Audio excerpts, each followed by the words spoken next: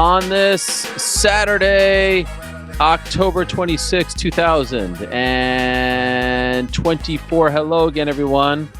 Welcome to the UFC 308 post-show. I'm Ariel Helwani. UFC 308 just wrapped up. Can you guys hear me okay? Just a quick note, back in the studio, I can hear you guys in the control room, so if you can unlatch me, that would be tremendous. Yeah, now I hear the music just well. You can get rid of the broadcast in my ears as well. Working through the kinks. We are doing it. Frankie, get rid of the broadcast in my ears. I don't need to hear it anymore. Yeah, here we go. UFC 308 just wrapped up from Abu Dhabi. Tremendous job from the boys in the back. Tremendous job by everyone in our Uncrowned HQ. I'm Ariel Helwani. I'll be with you for the next few minutes as we recap what we just witnessed at the Emirates Arena in Abu Dhabi. 308 has come and gone, and what a show!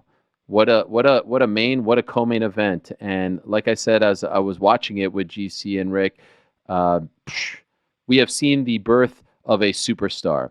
We have seen a superstar emerge in the form of Illia El Matador Topuria, and this feels like a turning point in his life and his career. I remember about 3 or 4 years ago, I was on a plane, and I remember Malki Kawa, the longtime MMA manager from First Round Management, I remember him calling me saying, I got the guy. I got the next superstar of the UFC. He's from Spain. And I was like, there ain't no way that a guy from Spain is the next superstar of the UFC. There's never been a superstar from Spain.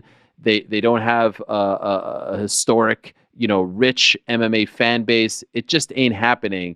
And fast forward a few years, he was talking about Illia Topuria, and every single time it was either Malki or Abe. Every single time they would tell me, this is the guy, this is the guy, this is the guy, every time he fought. And then we all started to really believe it after what he did to Josh Emmett around a year and a half or so ago. And then, of course, the win over Alex Volkanovski. The Volkanovski win was the emergence. The Volkanovski win was his first title fight. Okay, you got to truly figure out, all right, is this guy for real? Is he championship caliber? Can he fight and beat the elite? He did, but there was a little bit of doubt out there, right? Volkanovski coming off the short notice loss to Islam Makhachev. He got rocked. He got knocked out. It felt like, okay, maybe the chin was going away. Maybe it was a massive mistake. Maybe it was the kind of mistake that you can't rebound from. Maybe he came back too soon. And then what happens? All right, he fights Topuria, heavy-handed, supremely skilled, younger, etc., and he absolutely starches him. Now, credit to Volkanovski, he did look good relatively early in the fight, but we all know what happened a short while after.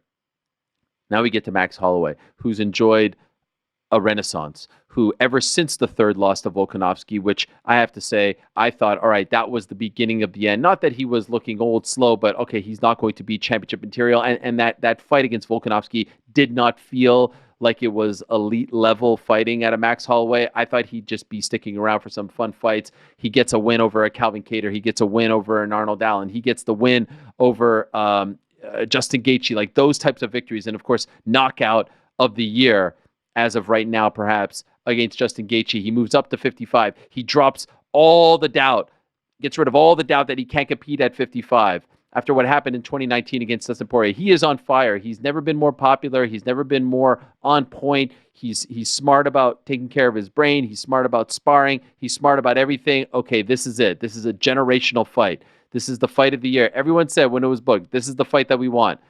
Super duper star. Bill Simmons asked me on Thursday, who's Max Holloway? Rick nailed it. He's Steph Curry. No one dislikes Max Holloway. He's a championship athlete. Everyone respects him. He's cool as hell. He's talented as hell. He rises to the occasion. And how about this? Going into this fight, Max Holloway had 7 losses on his career, on his record. 6 of them via decision. 1 via submission. That was 20-year-old Max back in 2012 in his UFC debut against the bigger Dustin Poirier. Tonight he gets stopped for the first time since that fight against Poirier. Tonight he gets KO'd for the first time in his career. That's how good Illia Topuria is. That's how talented he is. And I thought it was 19-19 heading into the third round. You can make a strong case for Max in the first. You can make a strong case for Illia in the second. You could even make a case for Illia in the first and Max in the second. That's how fun this was. Both guys met in the center of the octagon, and they both wanted to go. They were occupying the Monster Energy can. If you can visualize that, it was, instead of a phone booth, a Monster Energy can fight. And yes, Illia Topuria did point to the center of the cage in the first second. And yes, Max Holloway did not take the bait, but he did return the favor and brought out the Matador. This little thing right here. Of course, Topuria, El Matador. And back and forth they went. Tremendous striking, tremendous everything. It was tremendous MMA. It was high-level MMA at its best. Max Holloway employed a series of oblique kicks that, by the third round, seemed to have really been affecting Illia Topuria. His striking looked on point. His volume was on point. It felt like a toss-up of a fight. It felt like a 50-50 fight heading into the third. Now, heading into the third, I did, in fact, score the first round for Max. I scored the second round for Ilia. So perhaps you could say the momentum was in Ilia's favor, but really it still felt like a toss-up. And there's a sequence there in the third round where Max Holloway hits Illia Topuria with an oblique kick. And honestly, I felt like there was like a welt or some sort of like indentation above the kneecap of Illia Topuria. And I was like, what the heck is going on here? I couldn't tell if it was a bruise. I couldn't tell if it was a cut. I couldn't tell if it was a welt. I couldn't tell if it was an indentation, but something had emerged. And I thought perhaps that would be the beginning of the end for Illia Topuria.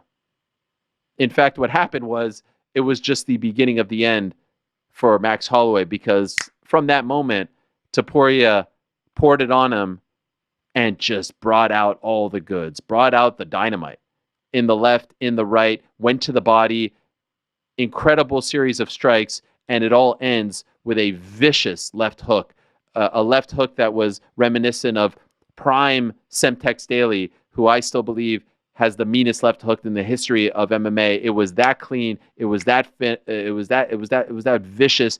It hit that flush, and it dropped Max Holloway, who doesn't get dropped, who rarely, if ever, gets rocked. Dropped him, series of punches on the ground, and it's a TKO win for Illia Topuria. At 134 of the third round, he bows, reminiscent of Mayhem Miller and Kazushi Sakuraba back in the Dream days. He pays respect, and then he breaks out the tea drinking. And even when they make the official announcement, he's holding the rose, his team, his family behind him, holding the roses. The guy's living the gimmick, but you can't say anymore that he's being rushed. You can't say anymore that he's being pushed too soon. You can't say anymore that he's being protected. You can't say anymore that he is a fabrication. This man is the real deal. He is a superstar. He is a talent that we haven't seen in quite some time. Emerging from that part of the world, he is a generational talent, in my opinion. He's got the whole entire freaking package. The looks, the bravado, the confidence, the cockiness, the skill, from two parts of the world that obviously hasn't seen a ton of champions hail from there. He was the first from Georgia, Merab Dvalishvili the second, and perhaps not the last. And then, of course, calling Spain home these days. He's got the backing of the likes of Sergio Ramos. He's got the backing of the likes of Real Madrid.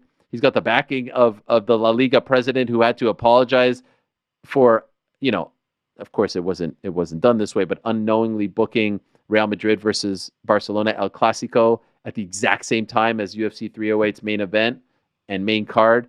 Last I checked, Madrid was losing. So if you're a Madrid/Topuria fan, you're probably a little happier right now.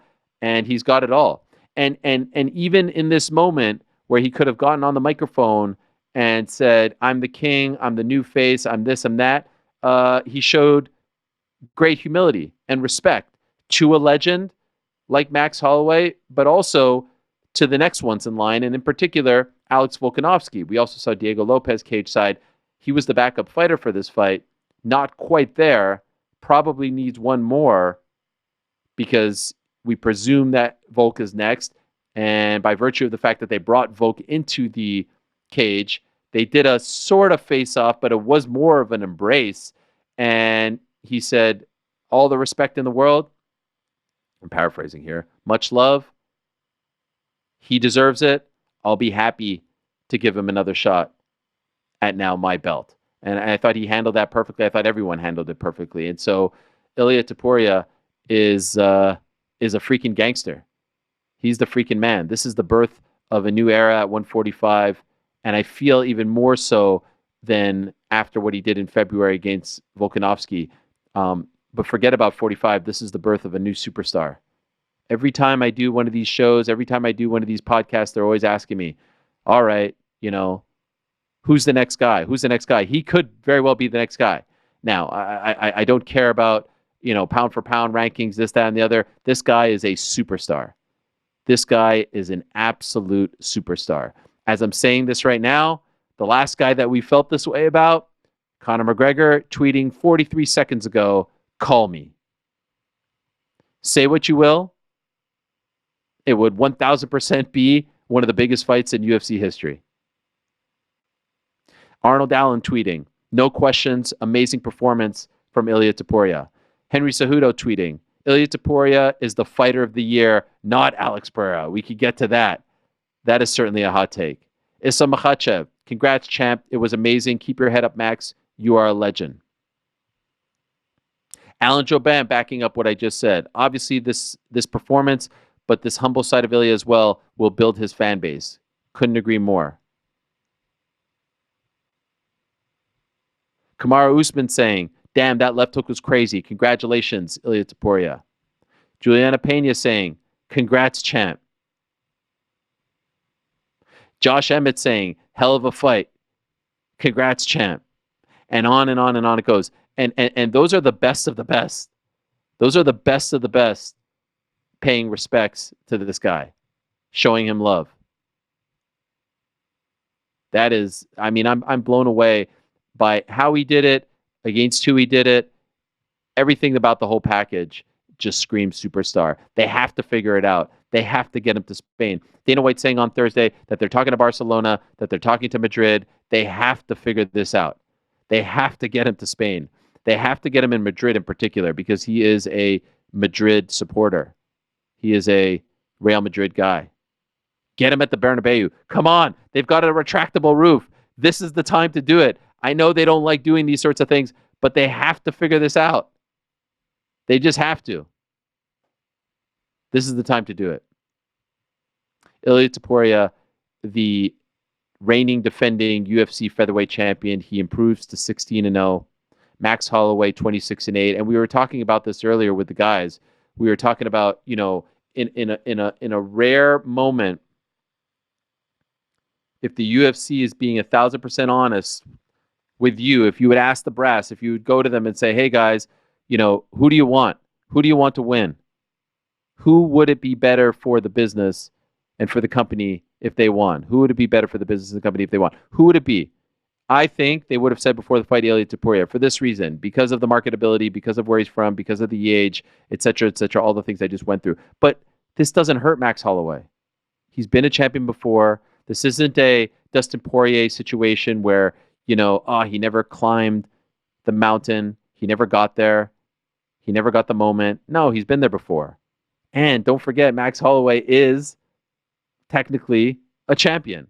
He's the BMF champion. So he can now do whatever he wants with that belt. Max Holloway doesn't need a belt to get over. Max Holloway doesn't need a belt to be relevant. He doesn't need a belt to be a headliner for a fight night, for an ESPN show, for an ABC show, or even for a pay-per-view. He doesn't need it.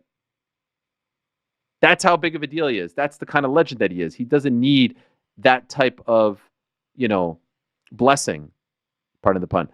Ilia needed the belt to be at this level. He had the Josh Emmett fight. He gets the Volk fight. Now he's a big dog. But this is the performance now that takes him to a different stratosphere. And if he would have lost this fight, he would go back down. He would have to build himself back up.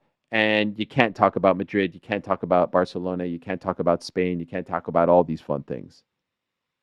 Now you can. So in a way, this is a win-win. Fantastic fight. The 27-year-old superstar is born. Max Holloway, still the man, still beloved, went toe-to-toe, took his best shots, and now here he is. Now, if you're asking me, it's got to be Alex Volkanovski next. That has to be the call. Alex Volkanovski did everything that the UFC asked for and then some, did everything that they wanted him to do. He went up to 55. He took fights on short notice. He fought everyone. He did everything that they had to do, to cement him as a guy, and even fought guys multiple times. He deserves another crack. 1,000,000%. He beats Max. He gave him another shot. He gave him another shot. He deserves another crack. So it's not going to happen in February, I doubt. I would be shocked. They're going to Australia, and you gotta go to Spain, in my opinion. But anytime those guys fight, it's going to be fascinating. And by the time they fight again, it will probably be a year plus since Volk's last fight, right? Because the last fight was in February. I doubt they fight. At least I don't think so. It's way too soon to predict, but I would be surprised. And here we are. If we're talking March, April, May, that would be more than a year. And that's what we were all saying, right? We were all saying after the loss in February of this year in Anaheim that he should take a year off. And so he will have taken a year off, hopefully healthy, hopefully in good form, in a good spot, mentally, physically, spiritually, emotionally, and may the best man win. And of course, if Ilia wins that fight, now we're talking massive business, because he's just now cementing himself as the guy. There are some options at 45 along the way. There is going to be a Diego Lopez out there. Lerone Murphy looked solid against Dan Ige. He is a rising star at 45, but to me, it's Volk and it's Topuria too at some point in 2025. Much more to discuss here as we recap a very fun afternoon card here in the United States, and appreciate everyone who watched our very first Uncrowned watch party. The boys and everyone did a tremendous job, and I enjoyed partaking, but I also enjoyed watching. Everyone's still there, right, Frank? You could talk to me, right? Yeah, I could talk. Oh yeah, to you. You're still there. We're all still here. Oh, everyone's still there. Yes, I'm still going through everything, and then I will throw it back to everyone. Oh, look at this! You guys are there. Yes, this is fantastic. You're now the boys in the back again. You are now the boys in the back. Okay, well, guys, what do you think? What do you think about you've had now 10 or so minutes to react to all of this? GC, I know you were looking forward to this perhaps more so than anything out there. What are the immediate thoughts now that you've had a few moments to catch your breath? Fight delivered. Max was looking fantastic until he wasn't. Illia Topuria just seems to be inevitable. He carries this power at 145 in ways that you rarely see. And to accomplish the feat of knocking Max Holloway out, to rock him so bad, and then that shot that actually put him out onto the ground and then followed it up was just it's just something that's going to live in UFC history forever. Like you said, we are seeing the birth of a superstar. If he wasn't already a star, he has now ascended into that. He has to be a hero back in his country of Spain, in his country of Georgia. I just don't really have much words for him, man. It's unbelievable what this guy has done this year. He knocked out Alexander Volkanovski and Max Holloway in the same year. It's simply unbelievable. Got the belt. Now he has a title defense. Words can't describe what I think of this dude. It really is unbelievable. Rick? Featherweight seems to be a division where we kind of see the new king kill the old king. That's just kind of how it goes, right? We get the Jose Aldo era, then we get the Conor McGregor era, then we get the Blessed era, then we get the Volk era. It is very clearly Ilia Topuria's era right now, and he has killed the two kings. But I can't help but only think about Ilia Topuria versus Conor McGregor. I can't escape the thought of that fight happening. I can't escape the thought of two of the biggest byproducts of a streak, of a rise, of an ascendance facing off against each other. And just one more name on the featherweight kind of list that he would be able to neck off. Hell, let him fight Jose Aldo too and just clean out the entire list. But I cannot escape the feeling that all roads point to Ilia Topuria versus Conor McGregor. The machismo would be off the charts, right? The bravado, the cockiness, the confidence, the trash talk. It would be just it would be unbelievable. Oozing. You could do it in Ireland. You could do it in Spain. I really would like to see that fight happen in Europe if it does take place. And you talk about the birth of a superstar. I don't know how big of a favorite Ilia Topuria would be, but he would be a pretty sizable favorite in that fight where Conor McGregor is at in his career. And if he knocks out Conor McGregor, the spaceship just continues to skyrocket. I will Dana, say this. I would just say this. I think they're both such big deals and so popular that fight together is too big for Europe. Too big That for that Europe. meaning you can charge insane prices in Las Vegas for that Yeah. fight, right? Like you could do that at Allegiant Stadium. I don't know if you can charge the same premium. Plus, the UFC historically believes that, a fight in Europe, whether it's in the middle of the night or the afternoon, doesn't do as well on pay-per-view here in America. So I think if this makes sense, Topuria Volk is gigantic, but it's great for Spain. I think Topuria McGregor is like otherworldly, and it's too big for Spain. Does that make sense? it does. The only thing you could justify is a stadium in Spain with the ticket prices being astronomical, but that tends to be the U.S. market, to your Yeah, point. Bernabeu, astronomical ticket prices.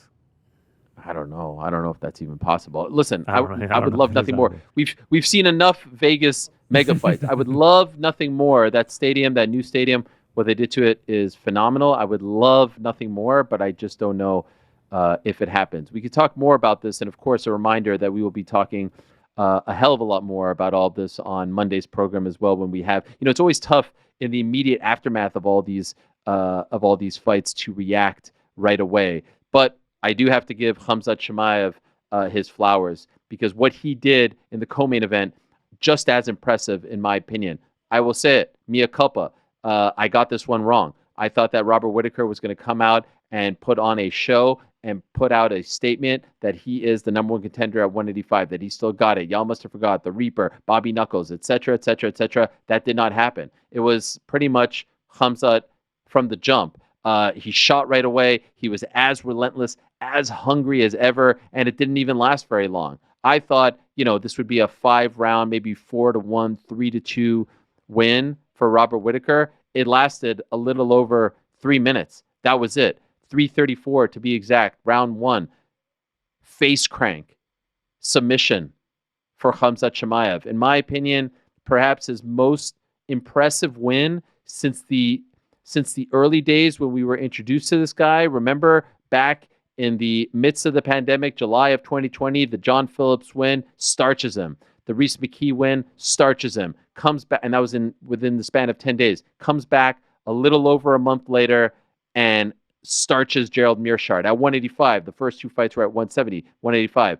Then it was 3 cancellations against Leon Edwards. Then it was a very solid, dominant first-round win over Li Jingliang. All right, he's still there. Then it was an okay, solid, strong, good performance against Gilbert Burns, but it didn't knock our socks off. Then it was the Holland win that we all thought, all right, you were expected to do that to Diaz, and we all kind of expected this, especially on short notice. Then it was the not-so-impressive Kamaru Usman win, and we thought if it went 2 rounds more, Usman wins. Then it's the year off, and in the midst of that, a cancellation against Robert Whittaker back in June, and then he does this to Whittaker, who looked so good back in June in Riyadh against Ikram Aliskerov. This is the type of performance that we were all expecting from Khamzat back in 20 and 21. This is the kind of guy that we all believed would be a champion probably by the end of 21. I said that with DC. You can see the clip. It's online on the YouTube channel for ESPN MMA. And he's back, and I couldn't have gotten this wrong. He didn't seem all there to me all week. The weigh-in looked a little bit troublesome. Couldn't have gotten this more wrong, and I have no problem saying that. Supremely impressive, and he's the number one contender at 185. The problem is, it seems like they've already promised it to Sean Strickland. DDP is the champion. Dricus du Plessis, he's the king of the 185 pounders right now, and it seems like they're talking about a perhaps January, February fight. Now, I wouldn't like to see that in February. It makes no sense in February. February is Australia. January makes a lot of sense. Are they going to do Islam Makhachev and Arman Tsarukyan plus DDP Strickland on the same card? Seems like a lot, but perhaps. Or perhaps they save it for March. I don't know.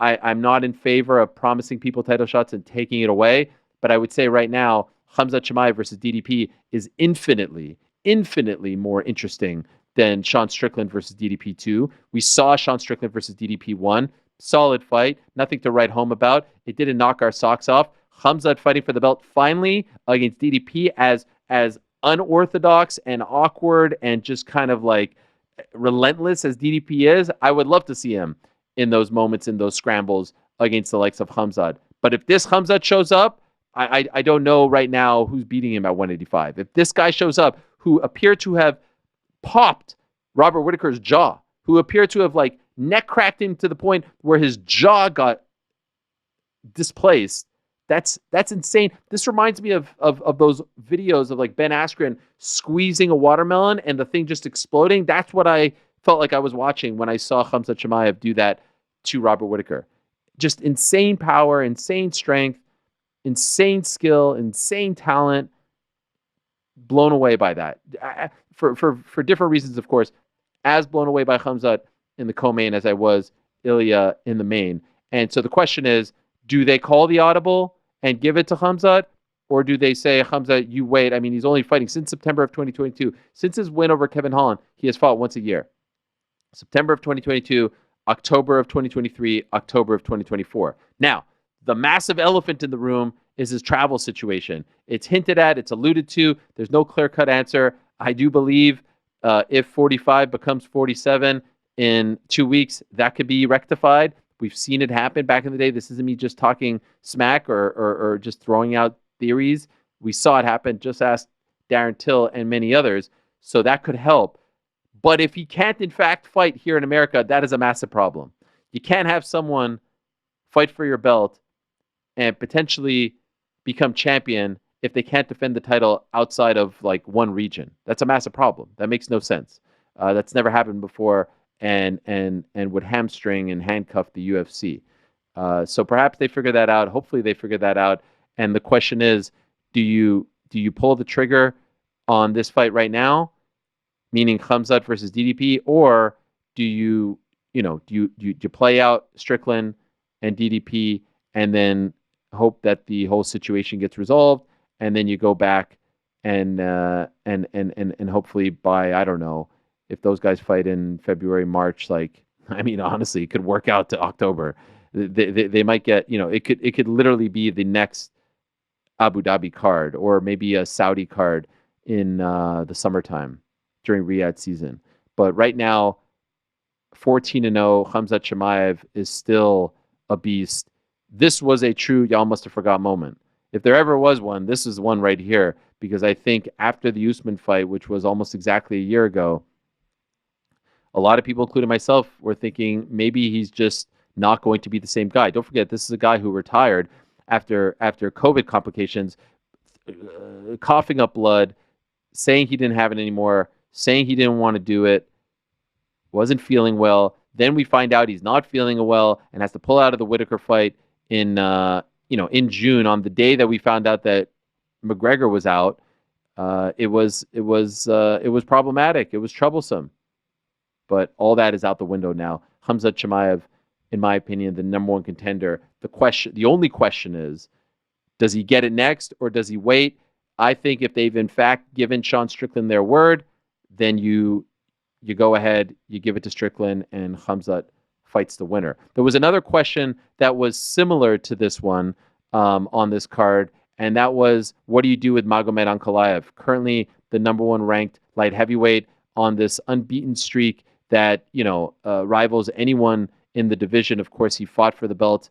He fought for the belt. When was it? December of 2022. So almost 2 years ago now, which is crazy how time is flying. He gets the draw against Jan Blachowicz. And this is a guy whose last loss came against Paul Craig back in 2018. Since then, a win over Marcin Prachnio, Kleitsin Abreu, Delcha, Lungiam Bula, Iwan Kuchilaba, Nikita Krylov, Volkan Ozdemir, Thiago Santos, Anthony Smith, draw against Blachowicz, no contest against Johnny Walker, beats Johnny Walker, and then it's the Alexander Rakic fight. I thought the TKO decisive win over Johnny Walker would do it. The UFC wasn't impressed. Maybe they didn't like the matchup against Alex Pereira. Obviously, Pereira since then has fought Jamal Hill 300. He fought Prochaska in June, and then, of course, Khalil. I thought it was going to be Magomed versus Alex Pereira. UFC didn't give it to him. And so the big question was, could the Russian Magomed Ankalaev, 21-1, Could he do something spectacular in this fight to prove to the UFC that he should be next? Well, he wins against Alexander Rakic. He wins via unanimous decision. Is that enough? Was that enough? I think yes. Was it the most exciting fight of all time? No. Was it a boring fight? No. At some point, we have to make a decision. Like, is this just complete, anarchy where we're just picking random people the most fun fights possible? Is this pro wrestling in that regard, or do winning streaks matter? Does a meritocracy system matter? And I think it does. Dana White could have all the issues in the world with the ranking system. You don't need a ranking system to distinguish who's the number one contender at 205 right now. It's Magomed Ankalaev. He should be the guy. He deserves it. He earned it. He's beaten everyone in front of him. He needs to be the guy. The question is, okay, is the UFC going to make the fight happen? And given his skill set and Pereira's skill set, is it a mistake to make this happen because Pereira is such a favorite and so beloved, and Magomed just doesn't have that fan base for various reasons? Let me tell you something. If I'm Alex Pereira and I watch that fight, I'm not shaking in my boots. He's incredible. But this idea that Magomed Ankalaev is just going to walk towards Alex Pereira and take him down and just rough him up is absurd. Pereira could win this fight just like Magomed could win this fight. I don't know what the odds will be. I don't think Pereira is going to be like a plus 700. This idea that like they're just completely protecting Alex Pereira so that Magomed Ankalaev doesn't beat him up, rough him up for 5 rounds, something like that. Like, it could happen. Of course it could happen. And Pereira, I don't think they protected Pereira. Look at everyone that he's fought. There hasn't been he should be fighting him until now. If they don't give it to Magomed, you can make that case. I don't think they protected him one bit. He fought Jan Blachowicz in freaking Salt Lake City in his light heavyweight debut, coming off a knockout loss. Like, they're not protecting this guy, in my opinion. And sure, there's short notice fights, and there's fights against the likes of Yuri, great matchup. Rematch against Yuri, great matchup. Roundtree is obviously favorable in that he's a striker, but if they don't give it now, you can make that case. I don't think they've done it just yet, and so let's see it, and then everyone can just either move on and say, look, Pereira was better, or this is the sport. You're gonna fight these guys. Sean O'Malley had to fight Merab. Leon had to fight Bilal, and on it goes. Now's the time to make it happen. Is it going to be the highest selling pay-per-view? Probably not. Is it going to be tough to sell them in that both don't really speak English? Yeah, a little bit. But this is the fight. And Pereira has reached a point, in my opinion, where like the Pereira show is worth the price of admission in its own right. Maybe you do it in Brazil, and that helps sell it a little bit. It's the Pereira homecoming show. Maybe it's in May or something like that. But in my opinion, Magomed Ankalaev has done enough. He has cemented his spot as the number one guy. A knockout, a stoppage would have been great, but he got that in the last fight, and it didn't do much for him. So what's the difference? Tough sledding for Rakic, who's now on a losing streak. He came back after a 2-year layoff, was sick, was on antibiotics against Prochaska back in April. Looked solid in the early going, but as he told us earlier this week, he just kind of fizzled out. He'll get back on track. Light heavyweight is still such a crapshoot. Not worried about him necessarily. Magomed is the guy, in my opinion. He's the number one contender. Shout out to the Miracle, Lerone Murphy, for his win, unanimous decision win over Dan Ige. First round was tough. Ige was game. He came ready to go. He's an incredible fighter. He's become a fan favorite. But Murphy now improves to 15-0-1. He deserves a big time opponent. He deserves a step up, in my opinion. He mentioned Josh Emmett. Love that. Look, he suffers a little bit from what Leon suffered from, where he doesn't speak. He doesn't speak with a lot of bravado. He doesn't talk smack. He doesn't put himself out there. But come on, the guy is supremely talented, and he deserves a step up in competition. And then the main card opened up with one of the most incredible stoppages that we've seen in recent UFC history. Shara Magomedov, Shara Bullet defeating Armin Petrosyan in a sequence that really you could only truly appreciate it if you see it. Nothing I will say will blow you away here, other than to just tell you he hits him with I believe it was the right, if I'm not mistaken, let me know, guys, the right spinning back fist that gets partially blocked, and then he responds with a left. And it might have been the opposite. It might have been a left and then a right. No, you got it. All right. So first he hits him with the right. It gets partially blocked. A spinning back fist. And then comes all the way back with a left spinning back fist and knocks Petrosian out in the second round, 4:52 of the second round. It was absurd. I've never seen two being thrown and one partially landed and then the other one knocks the guy out. Bang and then bang. They have a star on their hands with him as well. We don't know about the fighting in the U.S. and all that. For now, who cares about that? He's not fighting for the belt. But he did mention Israel Adesanya's name. And I tell you what, I don't know when Izzy is coming back, but golly, I would love to see that at some point. I would love to see that from a striking, like that would just be so damn fun. And the buildup would be so fun. He was talking about Pirates afterwards and gold and all this stuff. I would love to see that.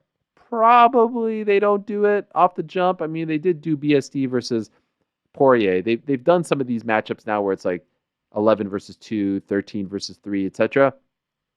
Maybe, but golly, I would freaking love to see that. I would absolutely love to see that one day between these two guys.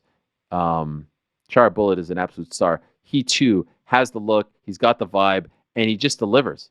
He just absolutely delivers. So all in all, gentlemen, I thought this was a very fun main card. I thought it was worth the price of admission.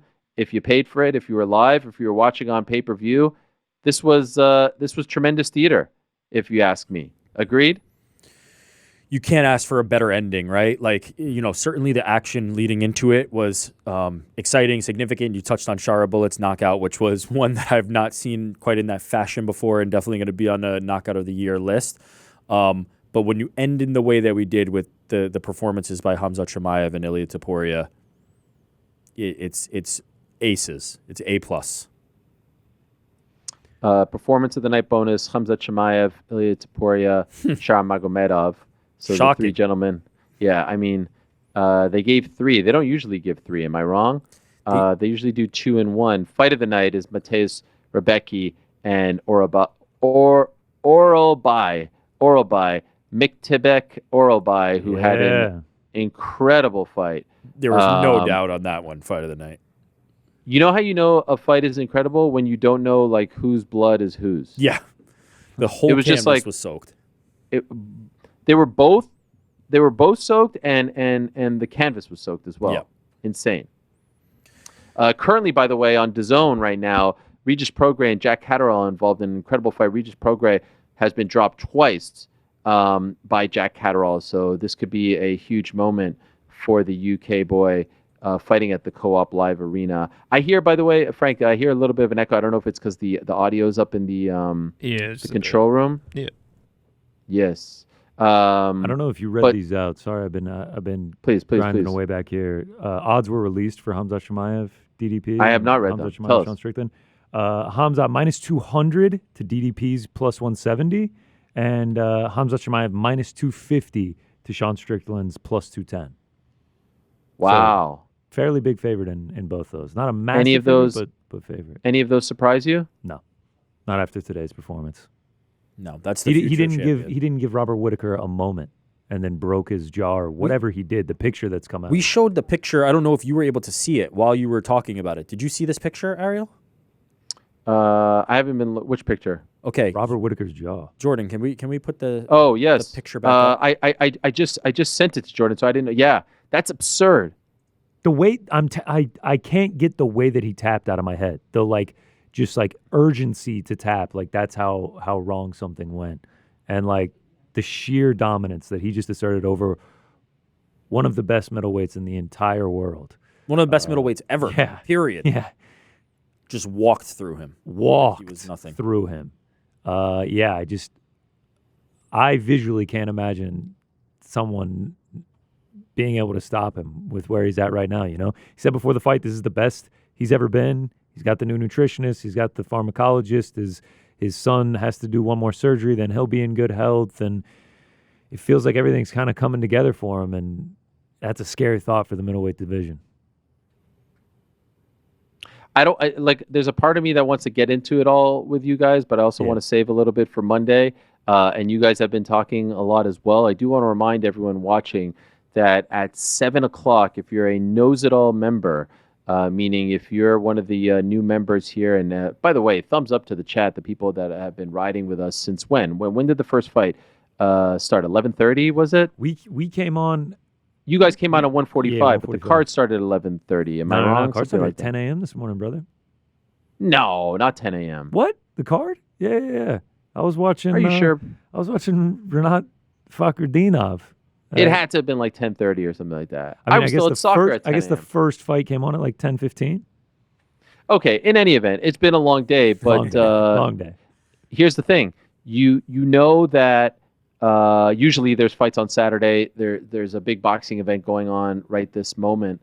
And so there's not much going on, but we have got something for you. So we don't leave you hanging here over at the AH show / Uncrowned HQ. At 7 o'clock, if you are a Knows It All member, you will get the full Helwani Vision broadcast that aired last weekend on DAZN pay-per-view. That's for the Battle of the Giants card. Every single fight live, the exact broadcast, myself watching with Chael, with Tim Welch, with Tyron Woodley, with Megan Anderson, with Jake in the main event. You will get a replay of that for all of you for free on the broadcast. I don't think you could get this anywhere else. In fact, I'm quite certain you can't get this anywhere else. So at 7 o'clock, if you're a Knows It All member, you could get that entire broadcast right here on the YouTube channel. So there's your Saturday night sorted. Someone's saying, Ariel kept tapping. Yeah, I don't know why I tap my teeth. That's just the thing. I go like this. Why do I do that? I also didn't know that. I also didn't know that I was on camera when that was going on. People want to see your beautiful face. Do they? Yeah. Look, we're working through the kinks. I still feel like my webcam, I got this new webcam. I still feel like I haven't quite figured it out. The colors are off, I think. What do you guys think? I think it looks great. You do? Yeah. Are you just saying that? Why would I just say that? No, this looks normal. This looks how you I'm very self-conscious about the colors. I feel like you've become a color expert over the last few weeks. No. Can you answer the following question? Are you colorblind, yes or no? I feel like I'm one step away from being in a corner and just like rocking back and forth and talking about. Do we need to get a straitjacket for you? And well, I was stopping short at that because I feel like I've been obsessing. I don't know if you guys know this about me, but I have a little thing called OCD, and I tend to obsess. For example, between now and the moment that I walk into the set on Monday, I'm going to be obsessing over the fact that all my toys were moved, and I'm going to be obsessing over whether or not they will be put back. We're going to put them back. Nothing broke. We took tremendous care of all of them. We're going to put them back. We have pictures in the exact same spots. We could actually have like a perfect recreation of what you had, and you'll come in, sit down, and you'll be like, I will have never known. Something's off.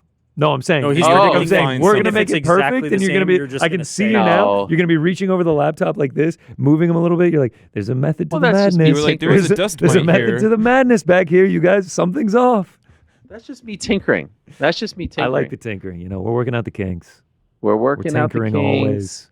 Thumbs up to the chat. We're building. Thumbs up to the chat. What are you guys going to do on a rare Saturday night off? I was going to watch the PFL broadcast again. Yeah. Enjoy it, Frankie. Company man, I love it, Frank. And you know who can watch it for the first time? Our very own on-air Jordan, who couldn't be bothered. Right, wow. Get the wife. Right, sit down with a nice bottle of wine. He's already left for the Tune day. in to. He's already left. Yeah, he was like, I got a train to go. He didn't sign up for no post shows, right? Can we move to Australia or something? Maybe Hawaii. Speaking Why of is that? Hawaii. So we can always be in this time zone, because this is looking at the clock right now and it's saying 5:40 is just, it's music to my ears. We do have a poll up. Shout out to Antoine for this. Should Khamzat get the next title shot now? 82% say yes. Yeah. He's clearly number one. If Magomed Ankalaev earned a title shot off of his victory today, then Khamzat Chimaev certainly did as well. Khamzat Chimaev, by the way, at the press conference as we speak at the dais, and he predicts that DDP is going to beat Sean Strickland, and so I guess he'll be next. South Africa, Khamzat Chimaev? Can he go there? Can he go? Can he This go is the whole question. Can he go? Can we just figure this out? How annoying is this? Yeah. You know what? Just send the champion to him. I don't care. I was going to say, how many fights are they going to do in Abu Dhabi? Send it to like it looks like they're Middle doing East. fight nights there as well. Quote here from Khamzat Chimaev. What do you guys think? How I done with Rob? How he done? Rob took Dricus down. This is about DDP as champion. If Rob took Dricus down, then very salam alaikum. Yeah, he's doing a bit of the MMA math. Like if he couldn't handle Rob's wrestling, like not good for him. And you know what? I don't think that's good for anybody. If you're in there I am seeing some preliminary lines on Topuria's next fight, Topuria versus Volk. What do you guys think it is? Unless you've seen this already. He's at least 2-1. Minus 225 Topuria. Yeah. Topuria minus 300. Volk plus 250. That's hefty. Interestingly enough, Topuria Lopez, same lines, same odds. I don't think that's accurate. I'm not saying I don't think that line. I don't that you're reporting this accurately. What I'm saying is, I think Volkanovski is being underrepresented here by that line. Topuria against Islam Makhachev. Makhachev, what do you guys think? Favorite or dog? Oh yeah, I think Islam would be minus 135 against Topuria. If he is, I'm betting it immediately. Minus Islam 400. minus 400. Okay. Yeah. Minus 135 would have had me emptying my bank. I would have. I guess I'm on the high of Topuria just winning. I guess he is going up a weight class. Islam is currently pound for pound number 1 fighter in the world. Does this now move John Jones back to 4 on the pound for pound rankings? No, he's still 1. Further irking Dana White into I do believe that Uncrowned is going to debut its pound for pound rankings. I hope I'm not speaking out of turn, but who votes on those? The media, KNBR in Hawaii. AI, it's AI. For Uncrowned, the college radio station in Canada. No, we're doing AI. Oh, it's AI. Cool. Yeah. Cool. Anyway, I don't think you can't put him above Pereira. You think you could put him above Pereira? No, I'm saying you move him to 3, so it'd be Islam, Pereira, Topuria, Jones. Oh, you got Islam number 1? I mean, he's a rightful. Probably, man. I'm just asking. I'm not saying you're crazy. I just want to know. Yeah, I'd probably go those as my top 3. Wow. Put them in any order you want. Damn, it's kind of crazy. I'm very happy with Pereira, Islam, Topuria. Oh, you're going Pereira 1, Islam, Topuria. I've had Pereira 1 for a while now. We're gonna have the conversation now on Fascinating. Year. Any of those guys has a claim. Nobody's a bad choice there. I was called a crazy man all last week. My Instagram comments were flooded from that one Uncrowned post where I was like, if Ilia goes out and knocks him out, I think he could be fighter of the year. Well, in case you're wondering who would be next for Ilia Topuria, Dana White at the presser right now is saying we're not going to say no to Alex Volkanovski. He's that guy. Anytime I don't think Topuria will either. That's right. That's the right call. No.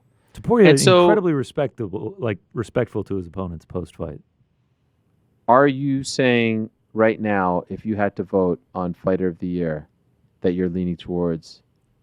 I need a day to digest. Good. It all. I like this. That's good. That's good producing right there. Yep. A little tease for Monday's show. And by the way, I actually need to digest it. I'm coming off like a high of like, wow, I cannot believe what I just watched. So I need to digest. Also, by the way, it's probably best for our award show if the most sought after. Like maybe you say you need 3 months or whatever. 2.5 months to digest this one. This is a big meal here. But this is not fait accompli as it once was. Absolutely not. This was the one outcome. This was the one outcome for me that made it. When winning emphatically. We know where Frank's vote. The discussion is open. Is that just needed? But I'm also going back through like all the moments Alex Pereira had this year. It's a great race to have. It's a great discussion to have. 2 incredible fighters that performed at the highest level this year. Ibo Aslan with a Turkish power. A very impressive. Oh my God, this dude! I don't know what was more terrifying. The 50-second standing TKO win or the post-fight interview? They were both like so the dude good. was like, "I am coming for all of you!" Like, holy shit, dude! This guy was fired up. 14-1 Turkish power. Forget about Polish power. That was very impressive. Let's see where he goes from here. But a potential new threat at 205. Jeff Neal looked fantastic against RDA. The story in the immediate aftermath was that RDA seemingly blew out his knee. Unfortunately, just a minute and 40 seconds in. It's unbelievable how long this guy has been in the game. He falls to 32-17, 40 years young. It's remarkable what he's done. The former lightweight champion. The last time he was stopped was when he lost the belt to Eddie Alvarez back in 2016. And so Neil wins via KO TKO. The injury should take nothing away by how good Neil looked. His best performance in several years. But sad to see a legend like RDA go down with a knee injury like that, because you just know that he's going to be out for quite some time. And Dana White confirming that it was in fact a knee injury. Not quite certain just yet how severe. As we said, Mateusz Rebke and Miktabek Orel fought to a split decision, and it was the fight of the night by far. Abus Magomedov with a submission win against Bruno Ferreira. An arm triangle choke win in the third round. What about Kennedy and Nzechukwu with the first round win over Chris Barnett? And it appeared as though Barnett may have hurt his foot, Achilles, leg during the intro. He was hyped up. He was coming off an injury. He hadn't fought in 2 years. He's been through a lot. And it's unclear, but where exactly it happened. Then afterwards, they said maybe it happened later on with a kick. But just not a great moment, and an unfortunate scene for a very popular and lovable guy. And Nzechukwu moving up to heavyweight and looking very solid with the first round win.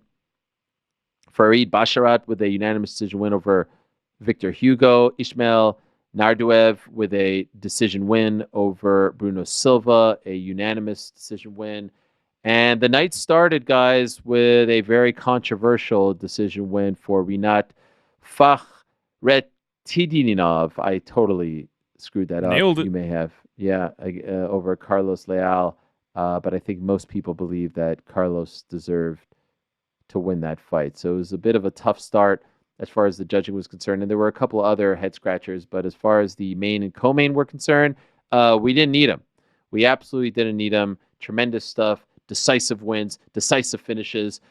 Wow. So much to talk about on Monday. I wish I could go into the studio right now and do this show. But alas, time to say goodnight. Let me just quickly take a look here before we go, if I can update with anything. Yeah, Is there anything? One last thing. A tweet from Conor McGregor, who's tweeting up a storm. I just can't get enough of this. Go ahead.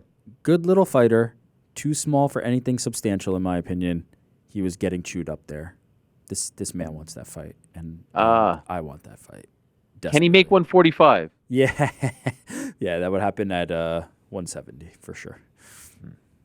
I want it. 170. Give it to me. You got a 45 champ going all the way to 170 is crazy. For the biggest fight that the UFC No, has I ever know, put on. I know.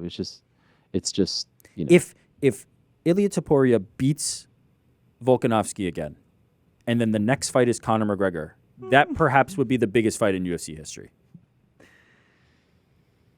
No, it's huge. I mean, given their popularity, given everything, it's absolutely huge. No doubt about it. Go ahead. Conor McGregor got the belt from Jose Aldo. Next fight, welterweight against Nate Diaz. Now we're getting crazy. Could we just see him just follow the exact map of Conor McGregor? He goes. Nah, he's got to fight Volk. He goes 45. Either way, it'd be 45 to 170.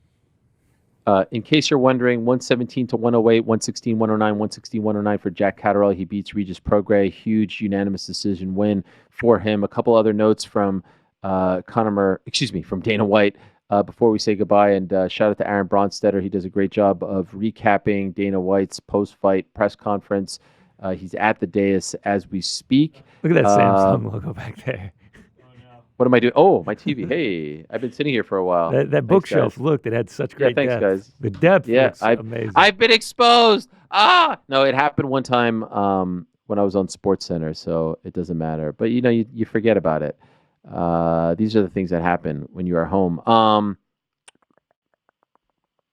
Dana White saying, I would have to say yes in response to whether Ankalaev is next for Pereira. So there you go. Dana White also saying Merab versus Umar is absolutely the next bantamweight championship bout that he wants to make. So much for Umar versus Song Yadong. And here's a fun one to end the night. Dana White says that the UFC does not owe Francis Ngannou any money. I don't know why anyone would suggest that. Dana White does say, though, that Francis owes him and the fans money for how he fought against Derek Lewis. Derek Lewis! Like 6 years ago, we're still talking about this? Forget about all the main events, the ESPN main events, the title defenses, the wins, the knockouts. No. For that one bad fight, that one 15-minute bad fight, and now he's being asked about PFL. And that means it's time to go home. Gentlemen, tremendous job. Thank you very much to everyone over there at Uncrowned HQ. Thank you very much, most importantly, to everyone watching right now. If you are watching and you haven't subbed to the channel yet, if you could do us a favor, we appreciate it very much. If you just hit that little sub button, hit the thumbs up, hit the notification, leave a nice comment. That goes a long way. And if you're listening to the post show on our pod feed, go check it out. Hit us a follow, hit us a sub, hit us with a comment, a review, all those things. It helps. All these things help. Again, if you're a Knows It All member, in about an hour's time, we are going to air Helwani Vision in its entirety. So stay tuned for that. We got the memberships up now. We got the merch store up at ArielHelwani.com. We got fancy photos. Shout out to our friend at One Lens in China for those as well.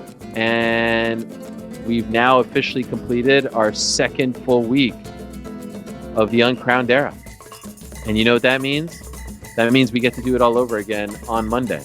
Monday show, Tuesday show, Wednesday AH show. Back at it with the boys in the back on Thursday. And of course, we are always going to end the week with the crack. Pizza Carol doing a tremendous job as always. So we hope that you've enjoyed everything. And by the way, go to uncrowned.com right now. Full UFC 308 coverage over there led by Shaheen and the boys. Also full coverage of Jack Catterall versus Regis Prograis. Halloween Havoc coverage to come as well. Incredible stuff going on over at uncrowned.com. Incredible stuff on the YouTube channel, on the pod feeds, all over the place. But most incredibly, the stuff that we saw from Illia Topuria and Khamzat Chimaev. Congrats to them. Back on Monday, same time, place, same.